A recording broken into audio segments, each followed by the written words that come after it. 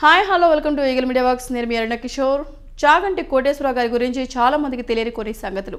ఇవాళ సినిమా హీరోలలో అగ్ర హీరోలకు ఏమాత్రం తీసిపోని పేరు ప్రఖ్యాతులు కలిగిన ప్రవచనకారుడు బ్రహ్మశ్రీ చాగంటి కోటేశ్వరరావు గారు. గత 15 ఏళ్లలో ఆయన సాధించిన ప్రతిష్ట మరే ఇతర ఆధ్యాత్మికవేత్తలకు దక్కలేదు అనేది నిస్సందేహం. అఖండ ప్రజ్ఞావంతుడు, పండితుడు, వేదమూర్తి చాగంటి వారు.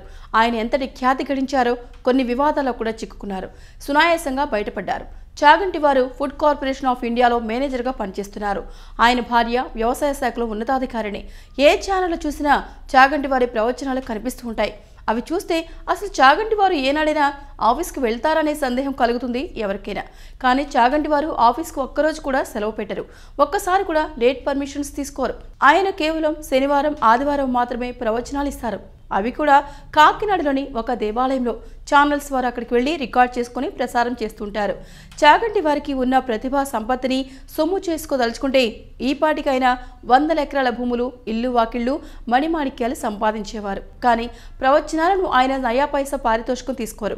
ఎక్కడికైనా బయట నగరాలకు వెళ్ళి ప్రవచనాలు ఇవ్వాల్సి వస్తే ఆయన తన సొంత డబ్బుతో స్లీపర్ క్లాస్ టికెట్ కొనుక్కొని ప్రయాణం చేస్తారే తప్ప నిర్వాహకుల నుంచి డబ్బు తీసుకోరు. ఆయనకున్నది కేవలం 2 పడక గదుల చిన్న ఇల్లు. ఇంతవరకు ఆయనకు కారు లేదు. ఆఫీసు కూడా మోటార్ సైకిల్ మీద వెళ్తారు. FCI డైరెక్టర్ క్రైస్తవుడు.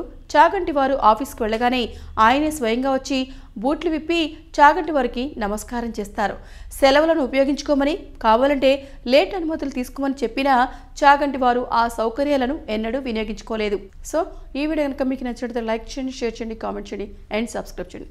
Thank you for watching. Like and subscribe Eagle Media Works.